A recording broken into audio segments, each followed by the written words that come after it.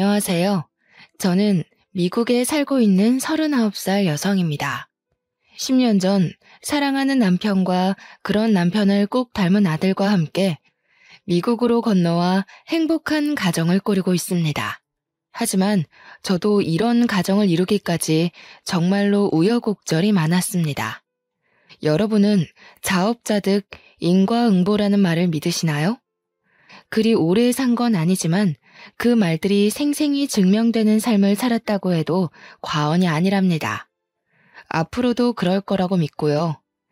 가족들이 필사적으로 반대하고 비난하는 가난한 남자와 결혼을 하고도 행복한 가정을 이룬 저의 이야기 한번 들어보시겠어요? 저는 딸부잣집 막내로 태어났습니다. 아버지는 중소기업 간부 출신이신데 젊은 시절 밑바닥부터 임원까지 올라가신 전형적인 자수성가 가장이셨어요. 항상 일 때문에 바쁘셨지만 가정적이고 온화한 성격으로 딸 셋을 모두 이뻐하셨답니다.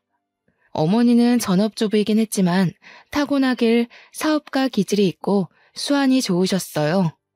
작은 종잣돈으로 시작해 여기저기 투자를 잘한 덕에 재산을 잘 불리셨죠. 우리 가족이 남부럽지 않게 누리며 살 수 있게 된 데는 아버지의 성실함 때문이기도 했지만 어머니의 안목이나 성격 때문이기도 했기에 아버지는 어머니 말이라면 죽는 신용이라도 하실 정도였어요. 우리 집 가장은 아버지였지만 대장은 어머니였달까요? 어머니는 기가 센 것도 아니고 목소리가 큰 것도 아니지만 어찌나 사근사근 나긋나긋 여우처럼 아빠를 잘 다루시는지 그런 어머니 덕에 우리 가족은 부족함 없이 잘 살 수 있었어요. 제 위로 언니가 둘인데 큰언니는 회화를 전공하고 둘째 언니는 피아노를 전공했죠. 언니들은 어머니를 닮아서 미모와 몸매가 뛰어났어요. 어머니는 우리가 어릴 때부터 여자로서 어떻게 살아야 하는지 세뇌 교육을 하다시피 했습니다. 앉을 때는 허리를 꼿꼿하게 세우고 턱은 조금 내리렴. 여자는 무조건 각선미야. 다리가 미끈하게 예뻐야 돼. 앉을 때 허벅지는 이렇게 붙이고 엉덩이는 이렇게. 다리는 이렇게 사선으로 곧게 뻗어. 손은 무조건 우아하게 자연스럽게. 어머니는 귀에 못이 박히도록 웃는 모습부터 음식을 먹는 태도까지 일일이 저희를 교정했죠. 그 다음에는 어떤 남자를 어떻게 만나는지가 중요하다는 얘기도 늘 따라왔습니다. 언니들은 어머니 말을 하나부터 열까지 다 잘 따랐어요. 저 역시 어릴 때는 어머니의 말을 잘 들었죠. 3살 버릇 여든 간다는 말이 있듯이 지금도 어릴 때 배운 대로 습관적으로 나오는 포즈가 있을 만큼요.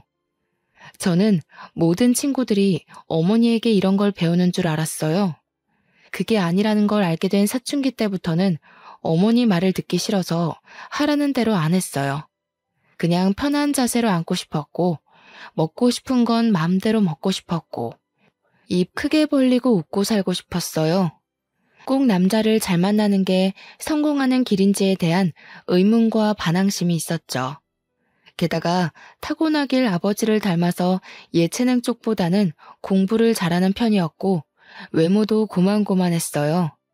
그런 저의 편을 들어주는 사람은 아버지뿐이었습니다. 막내에다가 아버지를 많이 닮아서인지 어릴 때부터 아버지는 저를 제일 예뻐하셨고 거의 끼고 사셨어요. 이런 저는 언니들과 취미도 다르고 취향도 다르고 가치관도 점점 달라지면서 자랄수록 미운오리 새끼처럼 언니들과 겉도는 생활을 했어요. 어머니는 자신의 뜻대로 자라주지 않고 엇나가는 것 같은 저를 제일 걱정하곤 했죠. 언니들은 어머니의 시나리오대로 잘 자라서 여성적인 매력과 교양이 흘러넘치는 신부감이 되었거든요. 다들 어머니가 주선한 선자리에 나가서 좋은 집안 명문대 출신 좋은 직업 가진 남자와 결혼한 건 당연한 수순이겠죠. 첫째 형부는 큰 병원의 내과 의사이고 둘째 형부는 주식 상장까지 한 탄탄한 기업 오너죠. 저는 평범하게 대기업 연구원으로 취직을 했고 그냥 그날이 그날 같은 매일을 보내고 있었어요. 때로는 언니들처럼 사는 게 맞는 걸까 고민하기도 했지만 대학 때 연애도 해보고 소개팅도 해보고 선짜리도 나가봤지만 내 짝이라고 여겨지는 사람이 없었어요. 사랑 없는 결혼을 할 수 없었죠. 언니들이 다 결혼하고 나니 가족 모임이 있을 때마다 언니들도 형부들도 부모님도 결혼하라고 성하셨어요. 어머니가 저를 결혼정보회사에 등록한 바람에 주말마다 선을 보러 나가게 됐습니다. 제 결혼까지 엄마 꿈대로 성공하고 나면 엄마 인생 성공하는 거라고요. 어머니는 첫째는 의사 사위, 둘째는 사업가 사위를 얻었으니 셋째 사위는 법조인으로 드릴 거라고 했어요. 그 얘기를 할 때마다 제발 이상한 시나리오 좀 그만 쓰라고 소리치고 싶었지만 참았어요. 적당히 장단 맞춰주면서 세월 보내다 보면 어머니도 포기하는 날이 오겠지 했거든요. 매일 다람쥐 쳇바퀴 돌듯 회사 다니고 주말마다 늘 변호사 판사 만나러 가는 게 저의 일상이 되었죠. 그날도 대형 로펌 변호사와 선을 보러 나가는 길이었습니다. 지금까지는 대충 맞춰주고 헤어졌지만 이제 더는 못하겠다는 생각이 들더군요. 그냥 제 평판이 안 좋아지면 엄마도 지쳐서 그만하겠지 하는 오기가 생겨서 그냥 막 나가기로 했어요. 부동산이 어떻고 재산이 어떻고 잘난 척하는 남자 앞에서 저도 그냥 떠들어 제꼈죠. 허영심에 가득 찬 된장녀처럼 돈 밝히고 남자 밝히는 것처럼 마구 떠들었어요. 술도 안 마셨는데 작심하니 그냥 정신줄 놓게 되더라고요. 어머, 자산가시구나. 저 돈 많은 남자 좋아하는데. 이 정도 나이 먹고 알 거 다 아는 사이에 뭐 괜히 가식 떨 필요 있어요? 솔직한 게 마음에 드네요. 저 돈 많아요. 돈 많은 남자 하나 물어서 당장 일 그만두고 인생 팔자 피는 게 목표예요. 변호사 수익이 알고는 있는데 그것 가지고는 안 될 것 같아요. 그래서 정확하게 보유한 부동산이 어느 정도예요? 솔직한 것도 좋고 말씀 못 드릴 것도 없긴 한데 그래도 좀 당황스럽네요. 너무 단도직입적으로 물어보셔서. 뭐 언젠 솔직한 게 맘에 든다더니.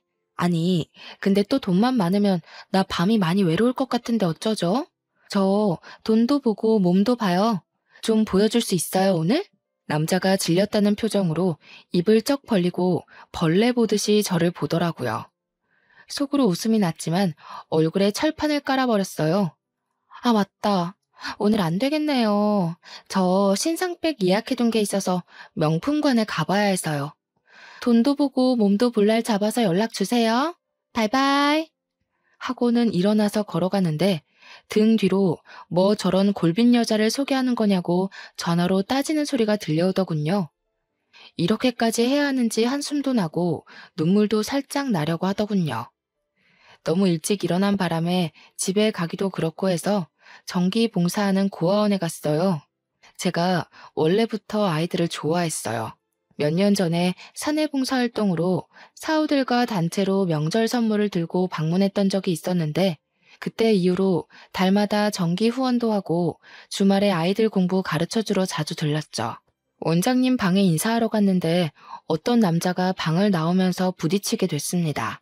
그러면서 남자 손에 들렸던 사진이랑 서류 같은 게 바닥에 떨어지는 바람에 제가 미안하다고 사과하면서 주워줬는데 영어로 욕 비슷한 표현을 내뱉고 가더라고요.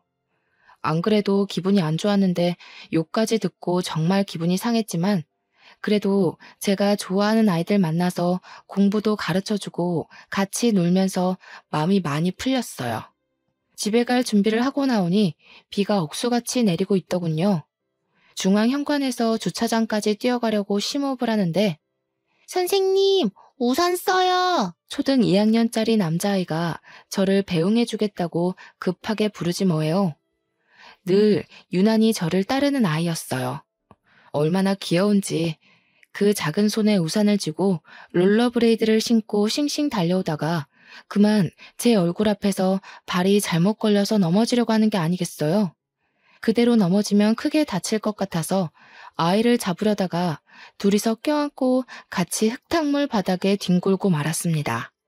선본다고 차려입은 흰색 투피스 정장이 흙물 범벅이 되고 아이는 미안하고 놀라서 울음을 터뜨렸죠. 저는 진흙바닥에 주저앉아 완전 엉망이 되어버린 제 몰골이 웃겼던 건지 왜인지 알 수 없지만 그냥 가슴이 시원해져서 웃음을 터뜨리고 말았어요. 녀석을 달래주고 흙탕물로 젖은 옷을 대충 스카프로 닦아내고 집으로 향했습니다. 한참 운전해서 가는데 뒤따라오던 트럭이 계속 빵빵 클렉슨을 울리더니 옆으로 와서 창문을 내리고는 차 세우라고 계속 손짓을 하는 거예요. 비상등을 켜고 갓길에 세우고 내렸더니 트럭 차주도 차를 세우고 내리더군요. 아까 고아원에서 부딪혔던 남자였습니다. 알고 보니 제 차 뒷바퀴가 펑크나서 휠까지 주저앉기 직전이었어요. 어쩐지 차가 이상하게 흔들리더라니. 오늘은 꽤나 유별난 하루처럼 여겨졌습니다. 고맙다고 인사하고 차에 타서 보험 출동 서비스를 부르고 기다리는데 한참을 안 가고 뒤에 서 있던 트럭에서 남자가 다시 제 차로 오더군요. 창문을 내리고 올려다보는데 명함 한 장을 주더군요. 저 카센터 일해요. 보험사 오면 여기로 오세요. 잘해드릴게요. 뭔가 어눌하기도 하고 날티나는 말투로 말하고는 가버리는 겁니다. 제가 대답할 틈도 주지 않고요. 곧이어 레카가 왔는데 출동 서비스 직원이 원하는 정비소가 있는지 물어보더군요. 조금 망설이다가 그 남자의 명함을 주며 거기 찍힌 주소로 가달라고 했죠. 엉뚱하고 웃긴 하루의 대미를 장식한 만남. 그것이 우리의 시작이었습니다. 그는 고졸 학력이 전부인 사람으로 변변한 배경도 없고 부모도 없는 남자였어요. 알고 보니 그 고아원 출신으로 9살 때 미국으로 입양을 가게 되었는데 양부모님이 일찍 돌아가시고 한국에 친부모님을 만나러 들어온 거라고 했어요. 20살 되던 해부터 친부모를 찾으려고 매년 한국을 방문했었고 3년 전에는 아예 한국을 들어와서 아는 형 카센터에서 정비사로 일하고 있었어요. 그의 말로는 예전부터 저를 알고 있었다고 하더군요. 주말에 고아원에서 봉사하는 걸 자주 봤었는데 인상이 좋아서 호감을 가지고 있었다고요. 맞선 보러 나간 날도 저를 봤다고 하더군요. 남자는 친어머니랑 연락이 닿아서 그 호텔에서 만나기로 약속을 하고 기다리고 있었는데 제가 그 옆 테이블로 와서 앉더라는 겁니다. 우연히 호텔에서 보고 반가워서 인사할 뻔했다고요. 그런데 그 옆에서 제가 된장녀 짓을 하는 걸 보고 들으며 정이 뚝 떨어졌다고 하네요. 그날 만나기로 했던 친어머니는 나오지 않았고 대신 다른 사람을 보내서 편지만 전달했다고 합니다. 그 편지에는 미안하다고 연락하지 말아달라는 내용이 적혀 있었다고 해요. 그날 정말 너무 슬펐는데 고아원에서 저를 또 보게 된 거예요. 명품관 간다고 큰 소리치고 일어나더니 고아원에 와서 애들이랑 노는 걸 보고 오해했다는 걸 알았다고 해요. 자기가 정말 아끼는 고아원 아이가 넘어질 때 제 몸 사리지 않고 아이를 보호하는 걸 보고는 정말 반했다 하더군요. 하루 동안 우연히 2번 만났는데 한 번 더 만나면 사귀자고 하기로 결심을 했대요. 그러다 우연히 한눈에 봐도 바퀴가 주저앉아 위태로워 보여서 알려주려고 옆으로 갔는데 차창을 내리는데 제가 있었다고요.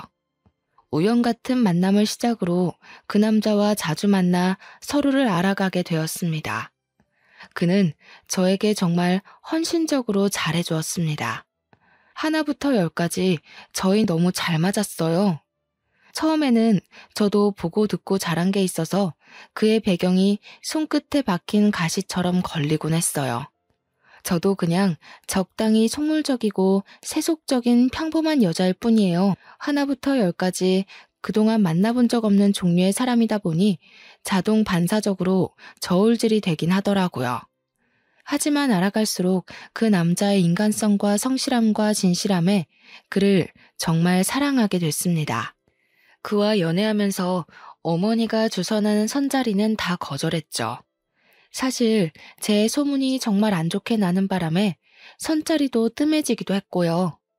결국 부모님께 사귀는 사람이 있다고 선언하게 되었습니다. 어머니는 사귀는 걸 왜 숨겼냐며 어떤 집안 남자냐, 뭐 하는 남자냐, 무슨 대학 나왔냐, 부모님은 뭐 하시냐 질문 공세를 퍼부었죠. 아니요, 엄마. 그 사람 대학도 안 나왔고 부모님도 안 계시고 모아둔 돈도 별로 없고 카센터에서 정비사로 일하는 사람이에요. 9살 때 미국으로 입양 갔는데 일찍 돌아가시고 혼자 자라서 얼마 전에 한국 들어왔대요. 어머 어머 어머, 키 막혀. 너 저번에 선보러 가서 미친 짓 하고 왔다는 소문 건너 건너 들었다. 내가 고개를 들고 다닐 수가 없어, 이거 사. 진짜 미쳤나 봐, 얘가. 너 어디 아프니? 그래, 아파서 그런 거야. 내일 당장 예약할 테니까 엄마랑 신경정신과 한번 가보자. 엄마, 나 안 미쳤어요.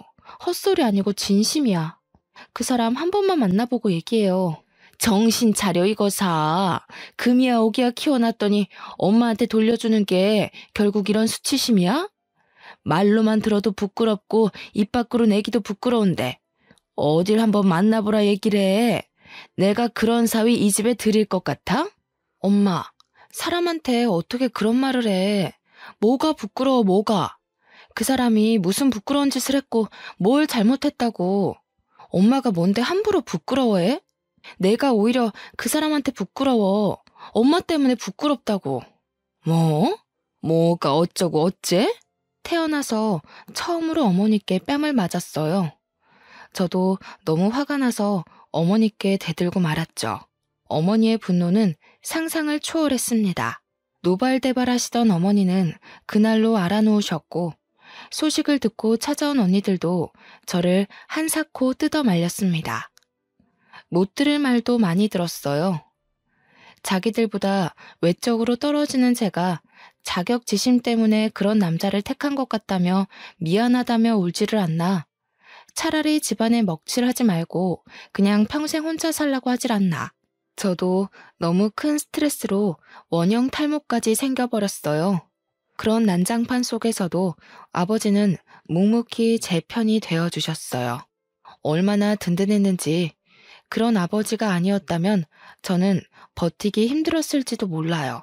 돌아누워 뜻을 굽히지 않는 어머니 옆에서 몇 날 며칠을 설득해 주셨고 그래도 강경한 어머니께 차라리 자신과 부부의 인연도 끊자고 막내딸 안 보고는 못 산다고 하시는 아버지의 엄포에 결국 어머니가 두 손을 들었다고 합니다.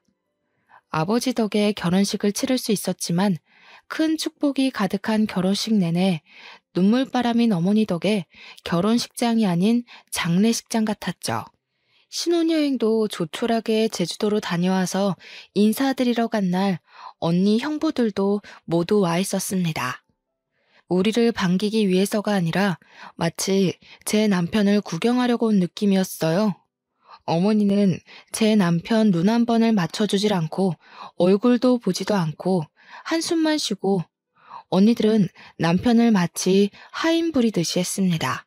예상 못한 건 아니었지만 그 정도일 줄이야 어찌나 가시방석이었는지 또 남편에게는 어찌나 미안했는지 겨우 밥을 먹고 거실에 모여 얘기를 나누는데 병원 얘기며 사업 얘기며 형부들은 대놓고 제 남편을 무시했죠. 첫째 형부가 주유구 잡고 총을 쏘는 듯한 제스처를 하면서 자네는 주유소 일한다고 했나? 묻더군요. 그래서 둘째 형부가 아니요 형님, 카센터요 라고 대답하자 첫째 형부가 아 정비소? 정비소에서 미케닉이라고? 쏘리 기름밥 먹는 건 주유소나 정비소가 같지 뭘 그래. 자네 기름밥이란 말 들어봤어? 기름밥? 하는 겁니다. 언니들은 재밌다고 깔깔대고 웃어댔죠. 남편이 어릴 때 입양 가서 한국말이 좀 어눌하고 영어 섞어서 말하는데 그걸 따라하면서 놀린 거예요. 그런데도 남편은 속없이 그냥 웃더군요. 제가 얼마나 미안하고 또 화가 났는지 몰라요.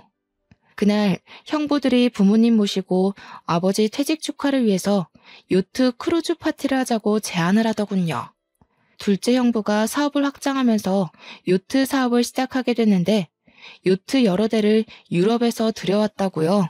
지난달에 도착해서 점검이 모두 끝났고 시승식도 완료했고 요트 운전 자격증도 미리 따둬서 본인이 운전할 예정이니 그중에서 제일 멋진 요트에서 파티를 하자고요.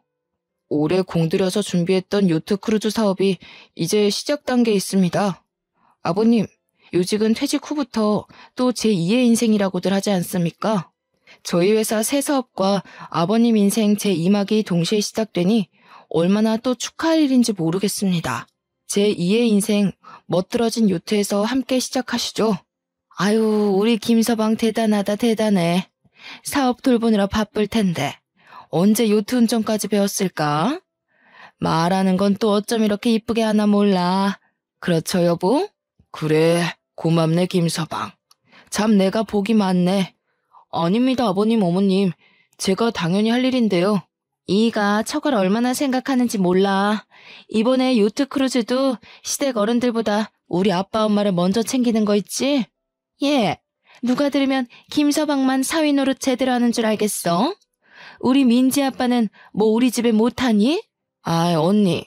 형부가 우리 집에 못한다는 게 아니라 이 사람이 잘한다는 얘기지. 누가 형부가 못한다 그랬어? 안 그래도 며칠 전에 엄마한테 들었어. 형부가 아빠 엄마 건강검진 프리미엄 코스로 예약해드렸다면서? 엄마가 전화 와서 얼마나 자랑을 하는지. 형부, 제 귀에 피나는 줄 알았어요. 장모님도 참. 의사 사위가 매년 당연히 해드리는 건데 뭘 또 그렇게 자랑까지 하셨어요. 어머, 그랬어? 그러니까 엄마도 참. 뭘 그걸 전화까지 해서 자랑을 했대. 아, 자랑이지. 큰 자랑이지. 의사 큰 사이가 때 되면 고급 풀코스로 건강검진 시켜줘. 사업가 둘째 사이가 사업도 승승장구하고 때마다 좋은 구경 시켜줘. 내가 우리 사위들 자랑하고 싶어서 친구들 더 만들 판이네. 어쩌면 이렇게 사위복이 많아서 얼마나 감사해. 얼마나 좋아. 어머님, 총 쏘는 셋째 사위도 있지 않습니까? 형님, 주유소가 아니라 정비소라니까요. 아, 그랬어? 자꾸 헷갈리네. 이러나 저러나 기름밥 먹는 건 똑같다니까. 그 조크는 들어도 웃기네. 다들 그날의 계획으로 이야기꽃을 피우고 어머니는 아예 제 남편을 등지고 앉아서는 형부들에게 우리 사위들 덕에 호강한다며 좋아하는데 우리 부부만 덩그러니 외로운 섬처럼 앉아 있었습니다. 아니, 모르겠어요. 그냥 남편은 그저 조용히 미소만 띠고 있더군요. 거의 득도한 사람인 줄 알았다니까요. 저는 무슨 정신으로 집으로 돌아왔는지 모르겠어요. 남편에게 정말 미안했는지 제가 미안하다는 말을 꺼내기도 전에 미안하단 말 하지 말라고 하더군요. 그냥 저를 만나고 저의 가족이 되어서 세상에 유일한 자기 편인 제가 있어서 감사하다고요. 부모님과 언니들과도 진짜 가족이 된다면 정말 좋겠지만 그런 욕심 안 부린다고요. 그 말에 저는 또 얼마나 울었는지 몰라요. 다시는 가족 모임에 가고 싶지 않았지만 요트 크루즈에 참석하게 되었습니다. 아버지 퇴직 축하 가족 모임이었기에 빠질 수가 없었어요. 날씨도 좋고 바람도 적당하고 모든 것이 완벽한 날이었어요. 바다 멀리까지 요트를 띄웠죠. 우아한 음악이 흘러나오고 샴페인과 신선한 음식들까지. 부모님도 선베드에 누워 즐기시며 사위 덕에 호강한다고 얼마나 좋아하셨는지요. 형부들도 자기들끼리 주식 얘기며 정치 얘기며 그들만의 세상에 있었습니다. 저희 부부만 거기 끼지 못하고 서 있는데 형부들이 마치 종업원을 대하듯이 손짓으로 남편을 부르는 겁니다. 배 안에서도 제 남편에게 심부름을 시키더군요. 어이, 따로 칠링해둔 샴페인 좀 더 가지고 와. 저 뒤로 돌아가면 있을 거야. 저기 일하는 분들도 계신데 왜 저한테. 가족끼리 어울리는데 막내 사이가 그 정도는 알 수 있지. 꼭 일하는 사람이 해야 하는 일은 아니잖아. 이거 우리랑 어울린다고 자네 급도 같이 올라갔다고 생각하는 건가? 그래서 이제 할 일 못할 일 구분하는 건가?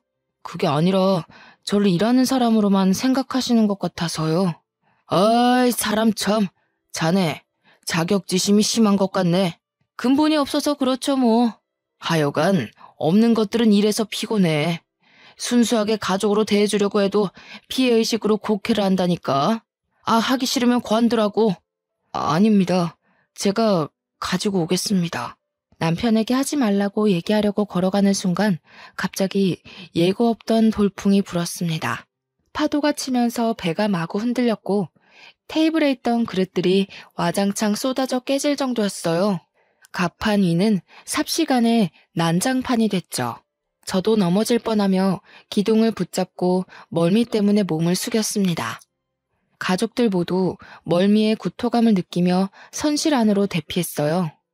그때 형부들은 자기 몸 사리느라 각자 혼자 뛰어들어가는데 제 남편은 배가 흔들릴 때 넘어지신 아버지를 둘러엎고 어머니를 모시고 저까지 챙겨서 선실로 들어갔어요. 뒤따라 들어온 언니들이 형부들에게 자기만 살겠다고 주랭랑을 치냐고 욕을 하더군요. 형부들은 뚱한 표정으로 겸연쩍어 하면서 제 남편을 노려봤습니다. 둘째 형부가 운전실로 뛰어들어갔는데 배는 파도에 요동칠 뿐 앞으로도 뒤로도 움직이질 않았습니다. 정박했던 배를 돌려서 돌아가려고 하는데 거센 바람 때문에 배가 형부 뜻대로 운전이 안 되는 거였죠. 이리저리 마구 흔들리긴 하다가 갑자기 굉음이 들리더니 요크 시동이 꺼져버렸습니다. 배 한가운데서 요트가 고장나버린 거예요. 다들 발을 동동 구르며 멀미하며 겁에 질려 있는데 제 남편이 손을 보겠다고 나서더군요. 둘째 언니는 이게 얼마짜리 요트인지 알기나 하냐며 나설 때와 안 나설 때 분간을 못한다고 소리쳤습니다. 둘째 형부는 요트 타본 적이나 있냐며 빈정거렸고요. 코웃음 치며 미심쩍어 하는 가족들이었지만 급박한 상황이라 뭐라도 해야 했기에 남편이 요트 보는 걸 허락해주더군요. 남편이 기계실에서 살펴보더니 무리한 조작으로 엔진이 과열되어 시동이 꺼진 것이며 임시 조치하면 잠깐 쓸 수 있을 거라고 하더군요. 그러면서 첫째 형부를 시켜 정비도구를 찾아오라고 하는 겁니다. 급한 마음에 곧이곧대로 정비도구를 찾아서 갖다 바치는 형부를 보니 그 와중에도 통쾌해서 웃음이 났어요. 남편이 이리저리 손을 보고 나니 다시 시동이 걸리더군요. 그러고는 운전대 앞에 서 있는 둘째 형부를 밀치고 본인이 배를 운전하기 시작했습니다. 아, 뭐 하는 거야? 지금 이대로 있으면 모두 위험해져요. 바람 방향을 이용해서 빠져나가야 합니다. 자존심이 상해 소리치는 둘째 형부에 아랑곳 않고 남편은 능숙하게 운전을 하더군요. 그 순간만큼은 모두가 무능한 가운데 남편만 빛났죠. 그날 이후 남편에 대해서 아버지는 무한 신뢰를 하게 되셨고 어머니도 그날 일에 대해 고맙다고 하더군요. 하지만 어머니와 언니, 형부들이 기본적으로 남편을 하대하는 태도는 고쳐지지 않았습니다. 어머니는 그날 일에 대해서 군뱅이도 구르는 재주가 있다는 식으로 말하며 칭찬했습니다. 그 사건 이후로 부모님 댁이나 언니를 집에 수리할 것이 있느냐? 그 사건 이후로 부모님 댁이나 언니들 집에 수리할 것이 있거나 작동이 안 되는 게 있으면 수시로 남편에게 연락을 했습니다. 시도 때도 없이 급한 일인 것 마냥 전화를 걸어 남편을 부르는 겁니다. 남편이 묵묵하게 손을 보고 나면 비아냥인지 칭찬인지 모를 것들을 막 늘어놓는 겁니다. 군뱅이도 구르는 재주가 있다고 손재주 하나는 기가 막힌다며 역시 정비사라 그런가 기가 막히게 잘 고쳤다는 둥, 수고했다는 둥, 우리 집에 꼭 필요한 사람이라는 둥, 저와 가족의 관계 때문에 그런 말을 묵묵히 듣고만 있는 남편을 보니 너무 마음이 아팠어요. 너무 바보처럼 착한 사람이었습니다. 그 사람을 지켜주고 싶었어요. 저는 남편에게 가족과 관계를 끊겠다고 선언했어요.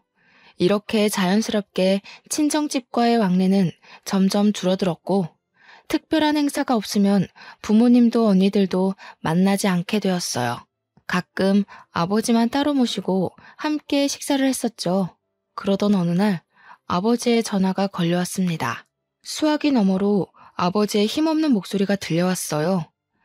연희야, 어쩌면 좋으냐? 빠, 무슨 일이세요? 왜 그러세요? 어디가 편찮으세요? 우리 집이 다 넘어가게 생겼어. 어머니가 아버지 몰래 온갖 돈을 다 끌어모아 투자했던 사업이 수백억대의 사기였고 사기꾼은 이미 해외로 도주하여 한 푼도 건질 수 없게 되었다는 청천벽력 같은 소식이었습니다. 하루 사이에 길거리에 나앉게 되고 집 곳곳에는 압류딱지가 붙었다고 했습니다. 아버지의 한숨 뒤로 어머니의 곡소리가 들려왔습니다. 아빠, 그래도 우리가 있잖아요. 걱정 마세요. 다 큰 딸 셋이 있고 든든한 사위가 셋이 있는데 뭘 걱정하시는 거예요. 큰언니랑 둘째 언니는 뭐래요? 내심 언니들이 부모님 사실 거처는 마련해 드릴 거라 생각했는데 아버지는 답이 없으셨습니다. 아마 저에게 연락하시기 전에 언니들에게 먼저 연락을 하셨을 텐데 아무 답이 없으신 걸 보면 이상했어요. 언니들에게 연락하니 둘 다 나 몰라라 하였습니다. 첫째 언니에게서는 의사가 벌면 얼마나 번다고 그러냐며 애들 교육비만 해도 매달 수백이 드는데 부모님까지 어떻게 건사하냐는 답이 돌아왔습니다. 기가 막혀서 말도 안 나오더군요. 둘째 언니에게서는 엄마 때문에 남편과 부부싸움까지 했다며 엄마 탓을 하는 푸념을 들어야 했습니다. 달면 삼키고 쓰면 뱉는다는 게 이럴 때 하는 말일까요? 저도 엄마가 미웠지만 엄마보다 더한 언니들이 더 미웠습니다. 결국 저는 자초지종을 남편에게 이야기했고 남편은 생각할 필요도 없다는 듯 당연히 우리가 모셔야지 하더군요. 부모님께 큰 방을 내어드리자며 부모님을 위해 새롭게 꾸미자고까지 하더군요. 그렇게 구박받고 무시받았는데도 한치의 망설임도 없이 부모님을 모시겠다고 나서는 남편이 대단하고 존경스럽게 여겨졌습니다. 너무 고맙기도 하고 착잡하기도 했어요. 저와 남편이 사는 방 2개짜리 작은 신혼집에 부모님이 들어오시던 날 아버지와 어머니는 남편 앞에서 고개를 들지 못하셨습니다. 부모님을 위해 마련한 안방에 2분을 모시고 갔어요. 2분을 따뜻한 방에 앉게 하고 남편과 저도 마주 앉았습니다. 자네에게 정말 면목이 없네. 정말 너희에게 미안하다. 장인어르신, 장모님, 2분께는 슬프고 마음 아픈 날이지만 너무 슬퍼하지 마세요. 오늘이 저에게는 참 기쁜 날입니다. 저희 집에 한 번도 안 오셨던 장모님이 처음 오신 날이잖아요. 아이고, 기쁜 날이라고 말해주니 너무 고맙네. 내가 이렇게 신세를 지게 될 줄을 모르고 너무 고맙고 미안해. 한국에서 결혼을 할 때도 신혼여행 다녀와서도 어른들께 절을 한다고 하던데 그래서 절하는 것도 배워서 연습도 많이 했는데 한 번도 못했어요. 사위가 장인어르신과 장모님께 절을 하는 첫날이니 저는 참 기쁩니다. 종이에 써서 읽기 연습을 해가며 외운 말을 남편이 또박또박 말하자 부모님은 말없이 눈물을 흘리셨습니다. 간소한 결혼식에 패백도 하지 않았고 신혼여행 다녀와서 절하려는 남편을 은근슬쩍 피하셨던 것이 남편에게도 상처로 남은 모양입니다. 절하는 연습까지 했다는 걸 저도 그날 처음 알았는데 가슴이 미어졌어요. 저와 남편은 처음으로 부모님 앞에서 절을 올렸습니다. 저는 그동안의 서름과 남편에 대한 고마운 마음, 부모님에 대한 연민이 한꺼번에 북받쳤어요. 절하는 저희도 울고 부모님도 우셨어요. 절을 끝내고 남편이 2분께 다가가 손을 잡고 이제부터는 2분을 낳아주신 친부모님으로 생각하겠다고 말했어요. 어머니와 아버지도 이제부터는 사위를 아들로 여기고 살겠다고 아들에게 평생 갚으며 살겠다고 하시더군요. 제 남편을 아들이라고 부르시는 부모님 목소리에 그동안의 응어리가 녹아내리는 듯하며 하염없이 눈물이 났습니다.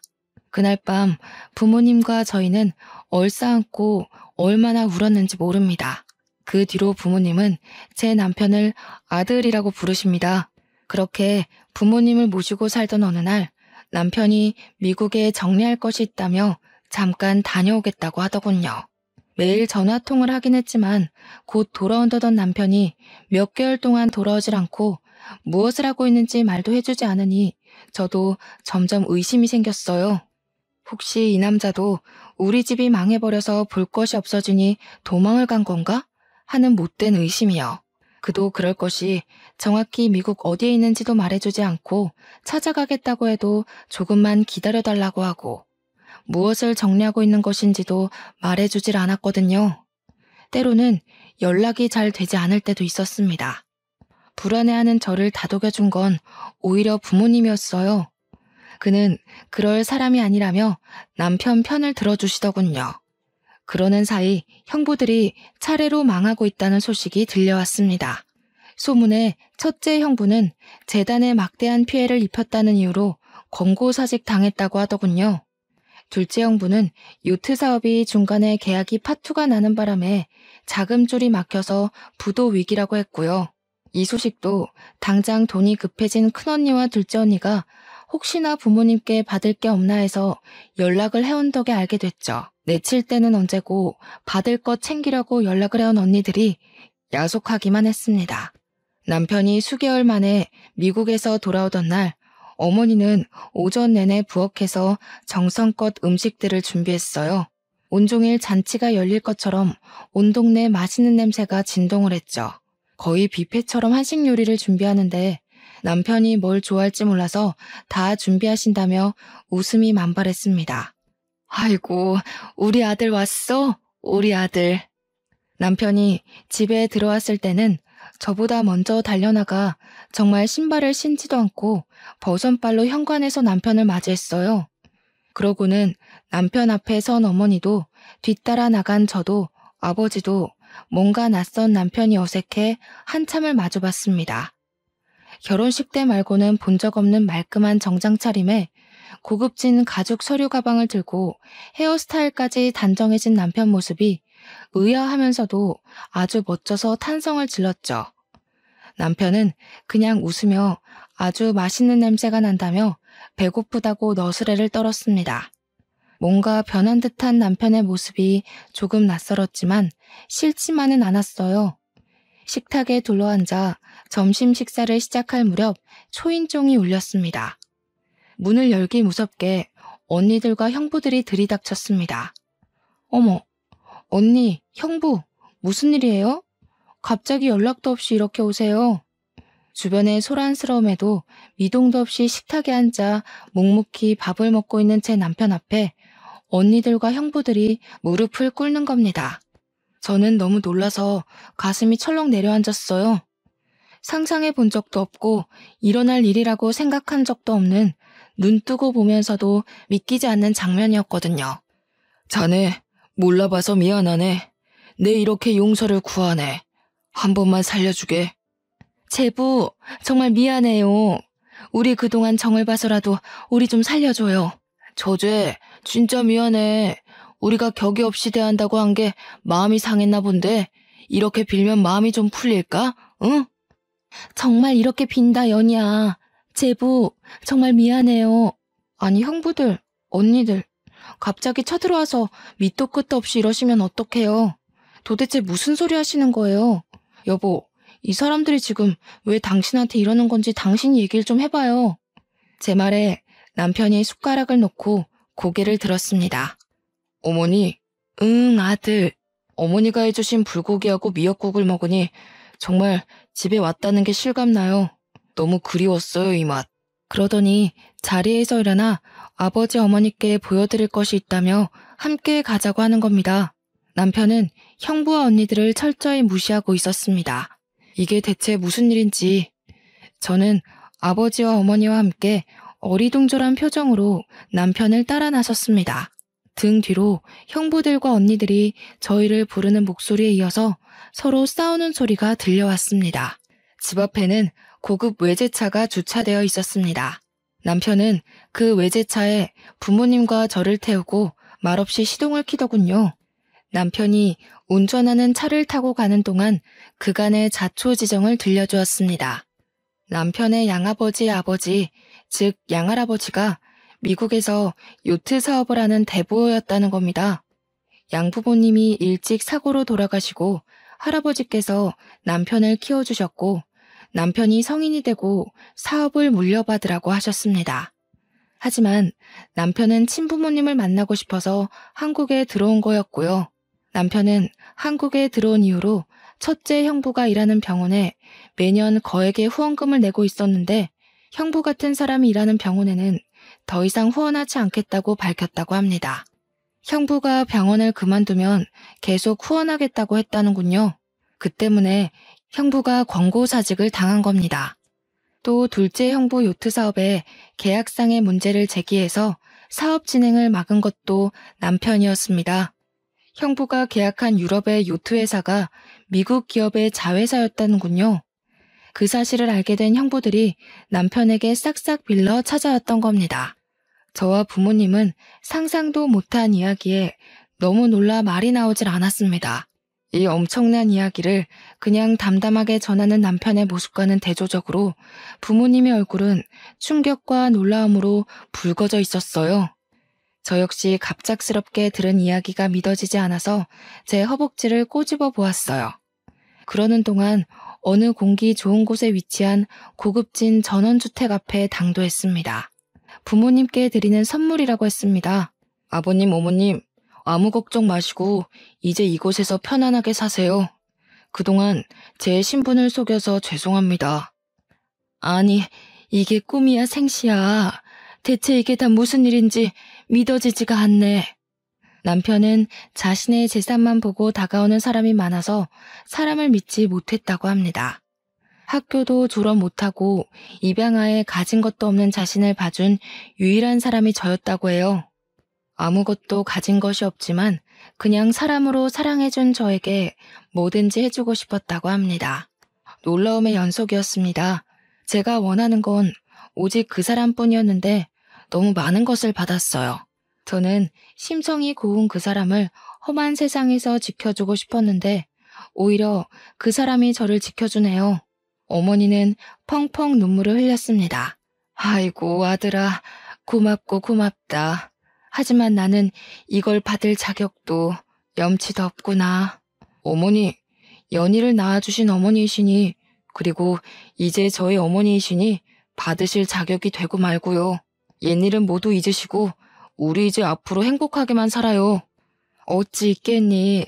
내가 정말로 미안하다. 잘못했다. 것 없고 능력도 없다고 모질게 대한 것 내 평생 사과하며 반성하며 살아갈게.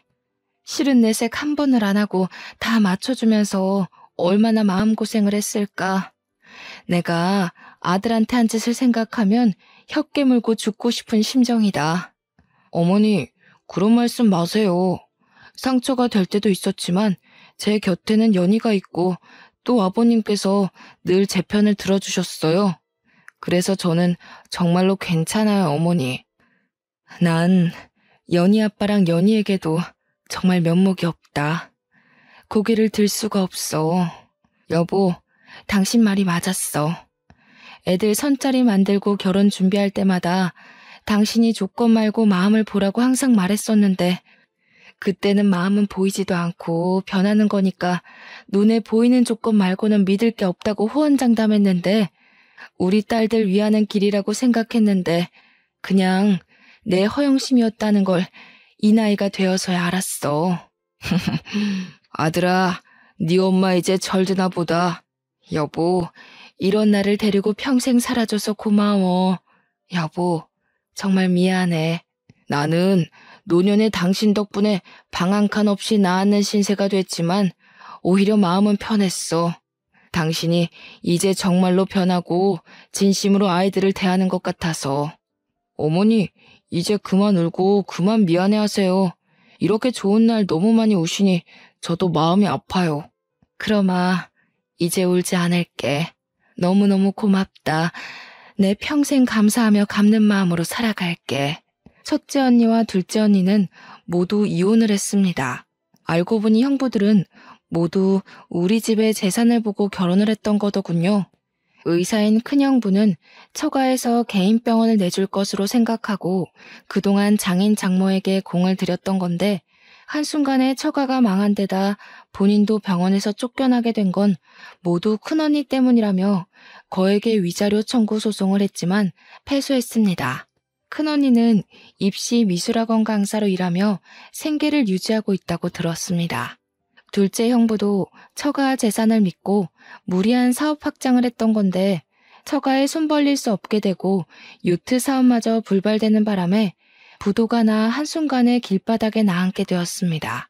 잦은 부부싸움 끝에 합의 이혼을 했다더군요. 둘째 언니는 저희 남편이 부모님께 마련해드린 집에서 눈칫밥을 먹으며 더부살이하고 있어요.